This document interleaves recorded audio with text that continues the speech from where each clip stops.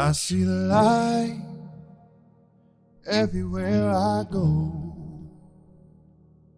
I see the light that'll lead me home. One person that shaped my life is my mom. She shaped me in terms of my character, making sure that I knew how to show up as my best everywhere I went, into any room I stepped into, always be on time, or better yet, always be early.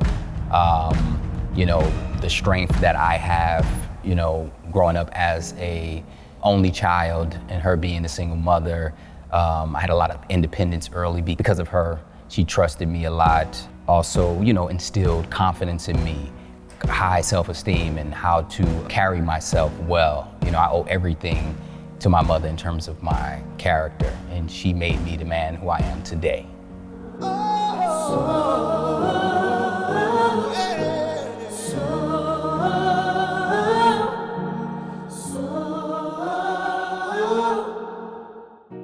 What's going on, dude? What up, man? I appreciate you coming out. Thanks for having me. Of course. Just having this conversation felt like culturally it was needed. Just honesty, authenticity. Yeah.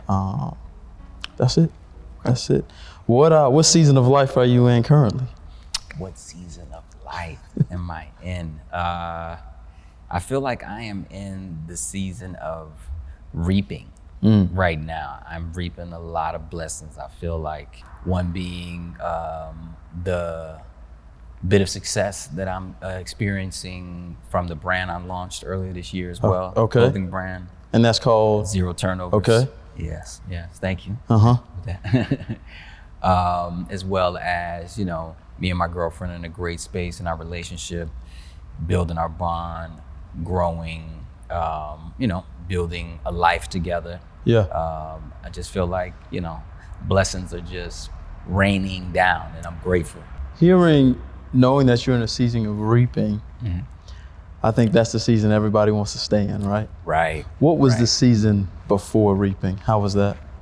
The season before, it was just more so a season of uncertainty in terms of, what I wanted to do career-wise, as well as, relationship-wise, because this relationship with me and my girlfriend now is still early on.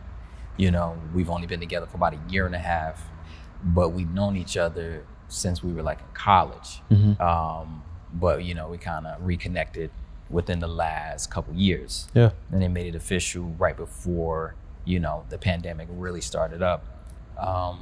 Work-wise, I stepped away from my last job, in the middle, thick of it, of the pandemic. Who does that? Who's stupid enough to just, quit their job, with all the chaos that was going on. But I just felt it was something that I needed to do. My heart just wasn't in it anymore. And it was time for me to, step away respectfully and, explore something else. Yeah. And dig deep and figure out what I really wanted to do, moving forward in my career. Yeah. You talking about starting a new job and being in this reaping, but one of the things I wanted to add some context to who's sitting across. You've been in the music industry, you're a veteran there for 15 years. Right. You've worked with some of the most influential record labels, So Def, Island, Def Jam, Capitol. You've worked with artists such as Jermaine Dupri, Usher, Janae Aiko, Snow Allegra. That's a high level of success, visible success, right? There's always a cost to achieving that amount of success. What was that cost? That may be invisible, or unless I was close to you knowing what that is. What was that cost for you?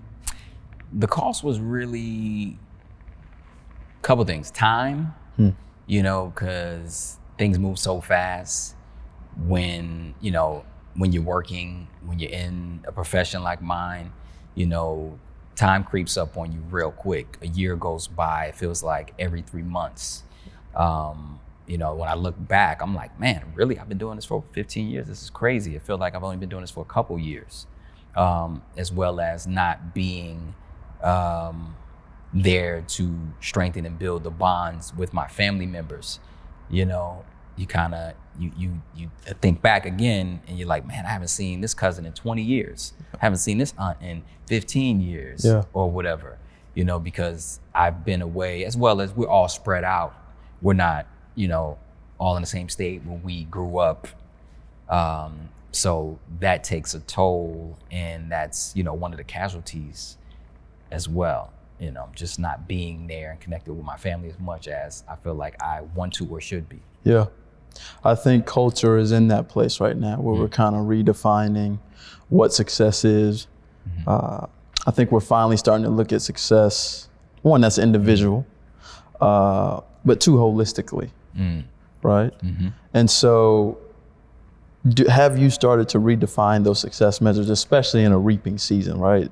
I just said 15 years in the music industry. Now there's another reaping season. Do you, as you move along, define those success measures, and what are those for you? Yeah. I feel like we all have to redefine them, no matter what level that we're on in our, personal journeys. Yeah. For myself, being younger, you see things, you like, oh yeah, you think success is just monetary success. Right. So it's like, I want to be rich, I want to have the big house, the big car, everything, which we all do. And it's all obtainable, but that's not I've learned as I've gotten older, that's not the only measure of success. Yeah. Nowadays I look at success as, the relationship I have with my mother, the length of time that I've had my mother here in the physical with me, that's success. Me being able to work at these different companies and have these experiences and opportunities, that's success. Me being healthy, that's success. The relationship that I'm building and growing with my girlfriend, that's success. So it's like I have different successes, if that's even a word. I don't know. But what's interesting is, I love music, but a lot of times you hear about the industry, and not to say there aren't artists promoting the holistic of success, right? Or success that has peace within it. Right. How do you shut off what the industry or the culture says is success, what you just named, versus what you're now coming into, or what you've understood as real success? How do you, or your version of success? When you hear those, those things out there about what success is, you got to remember and be aware that everybody's success looks different, is different. Yeah. I know people that's, financially successful, well off for generations, but they're not happy. Yeah. And I feel like I've found my happy in that success as well. Of course, I'm still chasing my monetary success. For sure. But I've got my happy success because I've come to the realization, and somebody told me this before, happiness is a choice. And I didn't understand that at the time. It took me a couple years to realize that. And then once I realized that, it kind of clicked and it all set in. Like, I choose to be happy. I am happy. And that's success for me, as well as, I forgot to mention, my friends that I have, my community, that's success for me. The way we have, all of us all have special individual bonds, We're all there for each other. We help each other out. That's another level of success for me, because not everybody has that. Yeah, sitting across from somebody that is successful, culture, we do a great job of talking about our strengths. Yeah. Showing our highlight reels. Yeah. Just showing that side, but I think something that's not missing, but I want to add to, is the powerful part of weakness, the powerful part of failure. From a strategy standpoint, you at least have to know what your failures were, what your weaknesses are. What's one of your greatest failures, and why was it your greatest failure? Not finishing college. Not finishing college all the way, because I look back on that now and I was like, man, I wish I could have finished those extra 2 years just to say I did it, just to have it in the bag, just to have that experience and that, that extra education. I feel like that was a failure. And I'm not saying it fully hurt me, but at the same time, I feel like it could have helped, a little more, or added, a little extra value to me, or added an extra tool in my tool belt. Would you say it's your greatest, was that the biggest failure, or what do you think if you would have finished those 2 years, are we sitting here? If you would have finished those 2 years, are we? And that's a good question. Possibly no. Yeah. Or maybe. Yeah, I feel like I tell myself not to really beat myself up about it. Yeah. Of course, I would have liked to have done it. But the crazy thing about that is I went back to school to get my bachelor's degree. I had already got my associates. Went back, I was like, let me get this bachelor's. But then my financial aid fell through. So then I didn't have money to pay for college. So I'm like, damn, I gotta get out of here. But then a couple months later, I got the opportunity to get a job to go work with Jermaine Dupree at So Def, which eventually allowed me to move to Atlanta. So I don't know if that would have happened had I still had financial aid and was still going to school. Yeah. Yeah. Maybe it would have. Maybe I would have like, I'm still gonna put it on pause. I'm out of here. Yeah. Another aspect of life that I want to speak about is weakness. I think so much of culture says you can't be weak. It's taboo to talk about weakness. But the truth of the matter is, every single one of us has a weak spot, weak moments that we should account for, right? What in your personality, any of your personality traits where you go, I got to account for this weakness, because if I don't, it could potentially jeopardize every aspect of my life. What has affected me really is not asking enough questions. That has definitely been something that has been in the lineage of my life, from grade school to now. But I'm more conscious of it now, and I'm okay with being more curious, asking more questions, even if it may seem like a dumb question to me. Yeah. But you have to get more mature and aware and confident that no question is a dumb question. Right. But when you're younger and you don't want to look crazy in front of the school, in front of your classmates, you're like, oh no, that's a dumb question. I'm not gonna raise my hand. I'm not gonna say nothing. Yeah. It's still taking me time to get over that. Yeah. I have to call myself out on it and be like, no, ask that question. You don't know the answer to that. Right. And don't act like you do know the answer to that. Right. I've done that, not wanting to look a certain way, but miss out on important information. I also think there's power in I don't know. Right. If somebody asks you this, there's this thought that I'm supposed to know everything. Right. We're living in a time where it's loud. A lot of noise, a lot of voices. I don't think there's ever been a time where anybody in the world could be our neighbor via social. How do you decipher truth in your life in this time? My foundation is rooted in God, the Bible, as well as, my mother. I always, reach back for her. In times where you don't know what to do, what do you pull from to figure that out? What does that look like? Prayer. Yeah. Get down on my knees, pray to God, ask him to give me the answer, or show me a sign, or show me what to do or how to move, reveal it to me. Yeah. And what is I feel like right now, faith is in an interesting place within this culture. What does faith look like for Tyrone?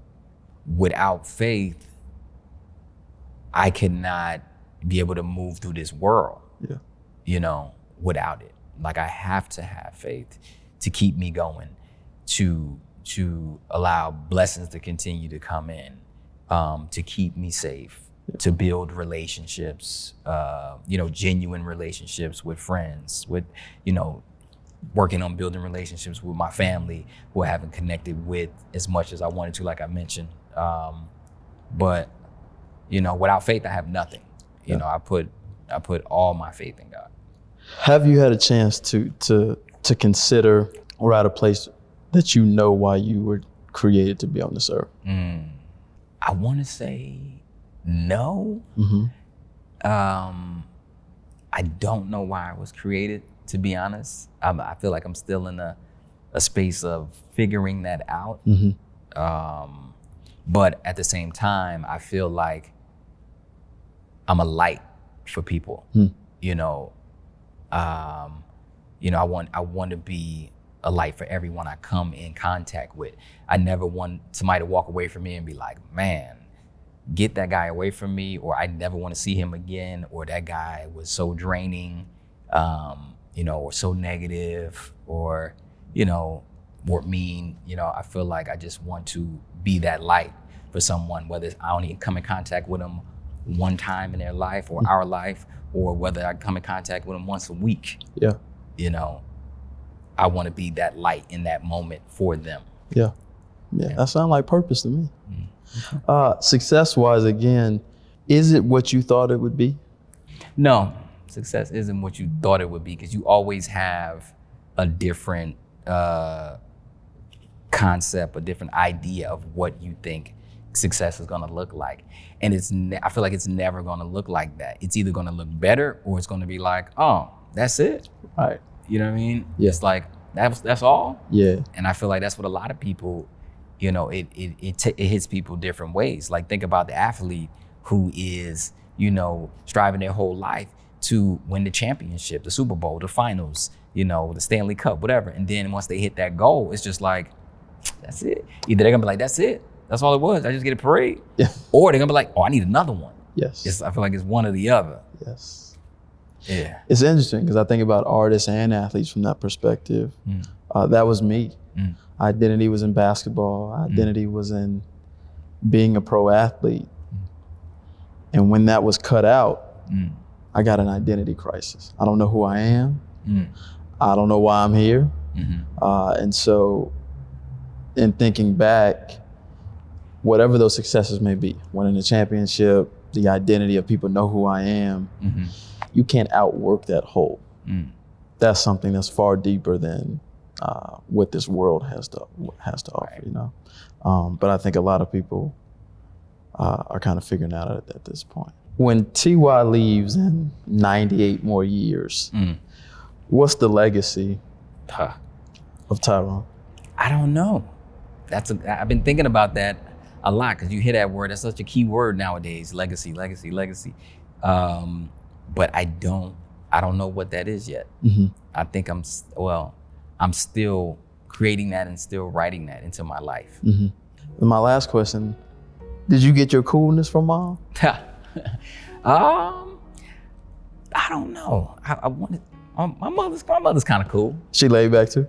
Yeah, she laid back when she want to be, and then she turned up when she want to. That's you too. I appreciate your time, man. Yeah, no doubt. Thank you, bro. Thank you. My guy.